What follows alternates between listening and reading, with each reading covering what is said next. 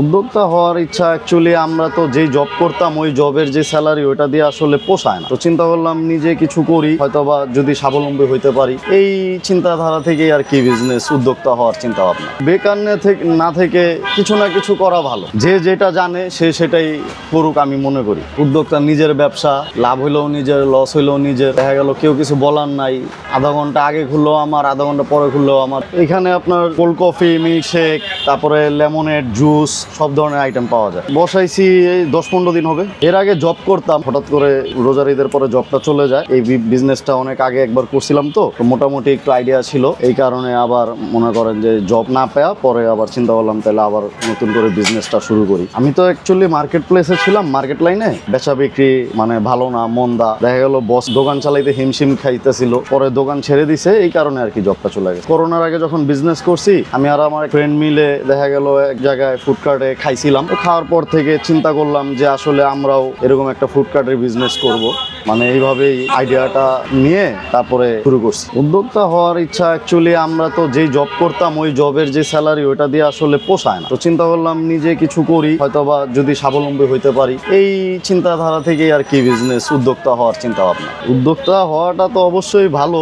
সবকিছু করার আগে ভালোভাবে চিন্তা ভাবনা করে তারপরে একটা ডিসিশনে যাওয়া আমি মনে করি বেটার। কারণ অনেকেই দেখা গেল উদ্যোক্তা ইচ্ছা থেকে হয় ঠিকই, কিন্তু পরবর্তীতে আর সামাল দিতে পারে না। সেই ক্ষেত্রে সবকিছু চিন্তা ভাবনা করে বুঝে শুনে তারপর যে কোনো একটা সাইডে এগোনো সবচেয়ে বেটার আমি মনে করি। কাঠ বানান থেকে শুরু করে আপনার যাবতীয় মাল সামানা সহ প্রায় লাখ টাকার মতো খরচ হয়েছে। এখন অ্যাকচুয়ালি নতুন তো, কাস্টমারের রেসপন্স মোটামুটি ভালোই পাইতেছি। তো দেখা যাক কি হয়। এখন তো দেখা গেল 1500-2000 টাকা সেল হয়। এই যে আপনার বিকাল 5টা থেকে 11টা পর্যন্ত।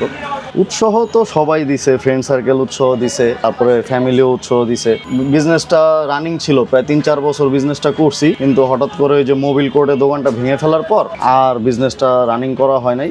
তখন দেখা গেল আপনার আবার জবে চলে গেছিলাম। তো এখন আবার জবলেস হওয়াতে আবার শুরু করা। বেকার না থেকে কিছু না কিছু করা ভালো। যে যেটা জানে সে সেটাই করুক আমি মনে করি। এক্সপিরিয়েন্স ছাড়া আবার কোনো কিছু করতে গেলে হয়তোবা ওই জিনিসটা পরবর্তীতে ভালো কিছু হয় না, মানে ব্যালেন্স করতে পারে না। অতএব যে যে জিনিসে পারদর্শী সেই জিনিসটা, বা পারদর্শী না হইলেও মানে যে কোনো একটা জিনিসের মানে শিখে তারপর করা ভালো আমি মনে করি। ফ্যামিলিতে মা আছে, নানু আছে, ওয়াইফ আছে। অ্যাকচুয়ালি মা জব করে, বাড়িতে থাকে, আর আমি তো এটা দিয়ে আপাতত দেখি এখন কতদূর আগানো যায়। উদ্যোক্তা নিজের ব্যবসা, লাভ হইলেও নিজের, লস হইলেও নিজের। দেখা গেল কেউ কিছু বলার নাই, আধা ঘন্টা আগে খুললেও আমার, আধা ঘন্টা পরে খুললেও আমার। জব করতে গেলে দেখা গেল সবকিছু মেনটেন করে চলতে হয়, বসেদের কথা শুনতে হয়, বেসিক একটা স্যালারি থাকে। আর বিজনেসে দেখা গেল আপনার বেশি লাভ হইলেও নিজের, আবার লস হইলেও ওটা নিজেরই ক্যারি করতে হবে। ভবিষ্যৎ পরিকল্পনা তো অবশ্যই একটু পজিশন ভাবে কিছু বিজনেস করার ইচ্ছা আছে, আল্লাহ কি কপালে রাখছে।